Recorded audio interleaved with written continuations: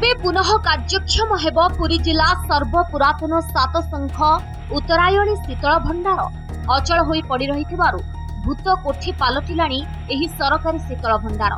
प्रतिवर्ष आलू अमल करी चाषी चिंतारे। पुरी जिले में चाषी आलू गच्छित रखिबा पाई 1967 रे सरकार प्रथम करी प्रतिष्ठा करथिले 2500 मेट्रिक टन क्षमता विशिष्ट सातशंख उत्तरायणी शीतल भंडार। ए शीतल भंडार क्षमता एते जे जिलार 10टी ब्लॉक चाषी अमल परे आलू साइति रखती बजार दर थिबा बेले कोल्ड स्टोर रु काढ़ी चाषी बिक्री करती। किंतु गत 2019 मसीहा फनी बात्यारे शीतल भंडार व्यापक क्षयक्षति होइतिला। एहार पुनरुद्धार करिबा पई तत्कालीन सरकार 4 कोटी टंकार अर्थ राशि प्रदान करथिले। हेले सरकार परिवर्तन परे एही काम अटकी रहिछि। सरकारक शीतल भंडार पुनः निर्माण घोषणा केवल घोषणा रे रहि जाइछि।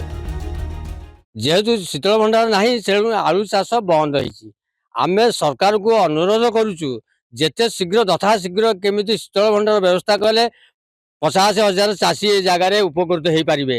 आम एति अनुरोध करुचु स्थानीय नेता करुचु स्थानीय विधायक को करुचु ब्लॉक तहसीलदार को करुचु विडीओ को करुचु एतक तुरंत केमी समय करा जाऊ आलू चाषी के बंचुंट एरिया आलू चाष आगुरी बहुत करूँ आम नईकांडिया जाक सब होता फुल होता हरारी 200 बस्ता पर होता आ तो देखिलु स्टोर नहीं आलू चाष सब भांगीदेलु स्टोर तो नहीं रखी लाभ कौन कर लाभ कौन अच्छी बाहर राज्य तो जहाँ आनिक खाऊ 5 टका जगह 7 टका देकी आम यदि करेंगे तेज ये कर स्टोर आलू चाष करूँ आलू रखू बहुत समस्या जटिल। बर्तमान आम आलू एतु चाष करूँ 30 बस्ता 25 बस्ता पाऊलु कोल्ड स्टोर रखुलु आम खाऊलु सब किसी बिकुलु सब करूँ। एवं बर्तमान किणा आम पाऊँ बर्तमान आलू परिस्थिति भल ना ये आलू बिल आम बर्तमान बिरी बुणीचु बहुत चाषी थोले बहुत चाषी ये करते सब किसी चलता कि ना सब बंद बेकार है सब। शीतल भंडार पुनरुद्धार पर स्थानीय विधायक विधानसभा दाबी उपस्थापन करते। फनी बात्यारे यह अचल होई पड़ी रहिथिबा स्वीकार करथिले विभागीय मंत्री। पुनरुद्धार पर आवश्यक पदक्षेप ग्रहण करिवे बोली प्रतिश्रुति देथिले। एपर्यंत मंत्रींकर प्रतिश्रुति कार्यकारी होई नाही। चलित वर्ष जिले में 318 हेक्टर जमी रे आलू चाष होईछि। शीतल भंडार कार्यक्षम न हेबारु अमल होइथिबा आलू को चाषी साग माछ दर रे बिक्री करबाकू बाध्य होइछन्ति। सातशंख शीतल भंडार पुनरुद्धार नै सरकारी व्यय बराद करिछन्ति। किंतु केबे पुणी थरे एही शीतल भंडार कार्यक्षम हेबो से नै जिला उद्यान कृषि विभाग पाखरे उत्तर नाही।